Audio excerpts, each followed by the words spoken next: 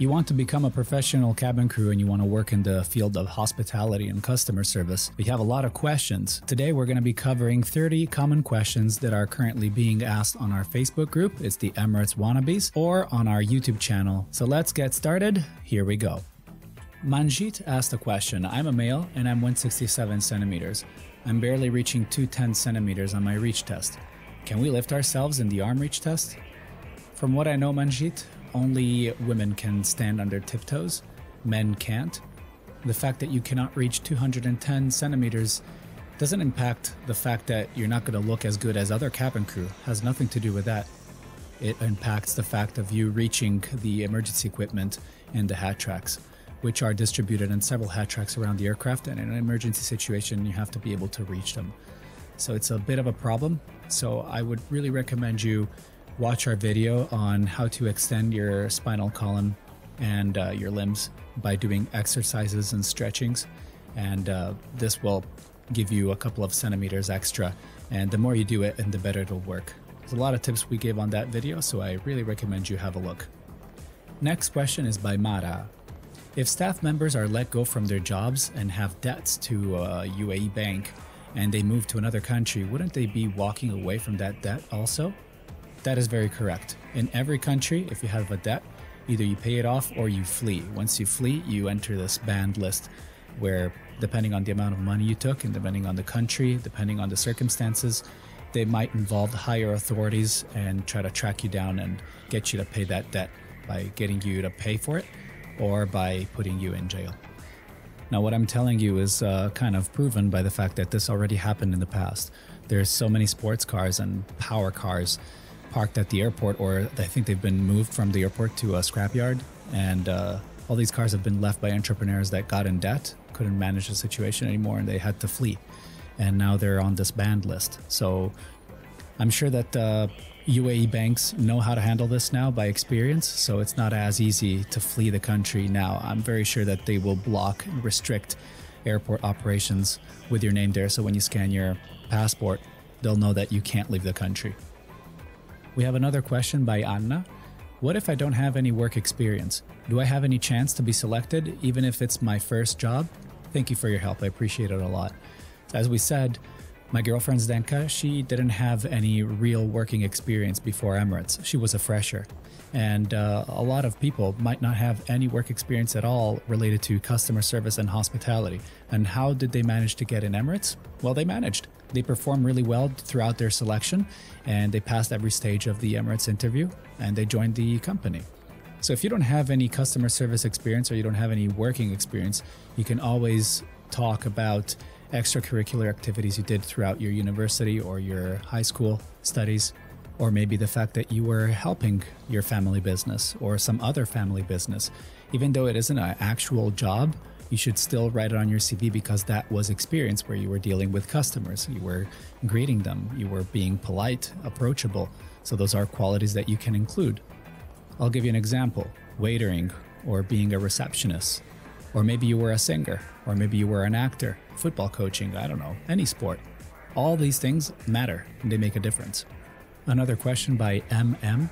Do you fly with the same crew, or are the crew different? If they are different, how do you manage to make friends in the flight so that you have someone to go exploring the city on the layovers with?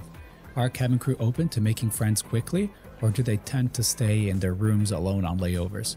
So let's divide cabin crew into two groups. One group is that type of group that decides to save money and doesn't want to go on a layover, and if they do, they just go out but they don't spend any money because they want to save it as much as they can. Allowances can be sometimes quite hefty, so keeping that money might help in maybe some project or some business that they have. So you'll find those people that might not join you on their layovers, but you have another type of crew, another group of crew, let's say, that are those ones that are outgoing and really love to embrace the city, culture, food, drinks, specialties, and so they will try everything. They'll go everywhere, and when you get on board, you'll make friends right away. There's a lot of people that you'll be socializing with and you'll feel comfortable with. We did a video not so long ago about cabin supervisors, the mean ones, where you try to avoid them throughout the whole flight, but also on the layover. Well, you'll be avoiding some people, but you'll be bonding with some other people. And that depends entirely on you and the crew and on your mood and on their mood and all these things. But generally speaking, every single layover, you'll be bonding with the crew you have on your flight. Returning to the question you asked, are the crew always the same or are they different? Crew are almost always different. Nowadays, you have fewer crew and fewer flights, so it's not really applicable. But when Emirates will rehire and have the same numbers that you used to have before, it'll be so many cabin crew, so many of you, that the chances of flying again with the same crew you did already is going to be very hard or quite remote. Question by Mercy. How many days of 1 week are you out of Dubai on routes? To answer this question, I went back and I checked my rosters, and on an average, I had around 10 days in Dubai, 10 days off. So that means that the rest of the time you're flying. You can have turnarounds, layovers, you can have very long layovers, or you can have multi-sectors, so a lot of flights all put together, taking you from one country to another and then back to Dubai. So depending on what the rostering team decides to assign to you, you will be having maybe some more days off in 1 month and some fewer days off in the next month. So it's all up to them. On an average, I believe you would have around 10 days off in Dubai. We have another question by Sujith. Is it necessary for a candidate to know swimming at the training? Yes, you need to know how to swim. If there's a ditching situation, so the aircraft lands at sea or in a lake or in a river, you will have to be saving people and you need to know how to swim. If you can't, then you'll have to answer to the consequences of why you weren't able to save those lives and why did you assert that you are able to swim while on the other hand you're not able to swim.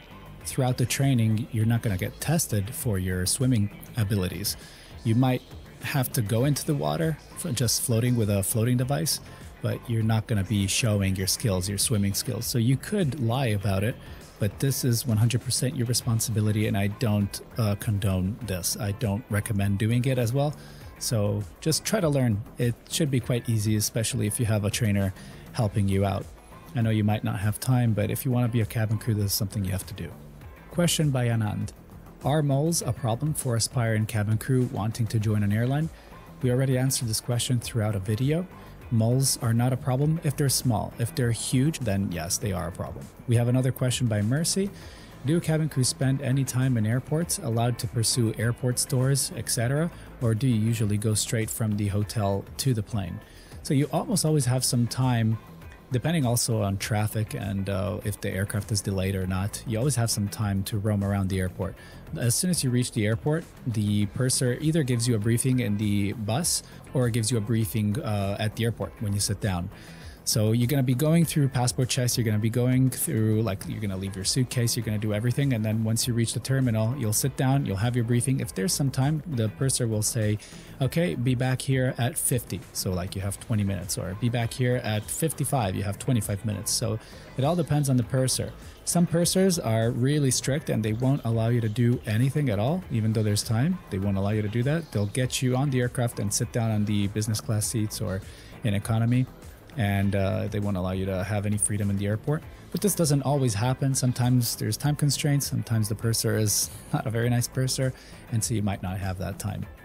That was our last question. I hope you enjoyed the session. We're going to have 2 more sessions just like this. If you want to help us, support us by clicking on the join button right next to the subscribe button. Not only you're supporting us, but you unlock these emojis and these badges, and depending on the color, we know for how long you've been supporting our channel. Each level has its perks. The higher the level, the better the perks. For example, in this case, as soon as you enroll, you have access to our exclusive ATS CV template and videos that are not offered to the general public. The higher the tier and the more the exclusive benefits you get. For example, live streams or bonus material worth $60, all of our CV templates and more.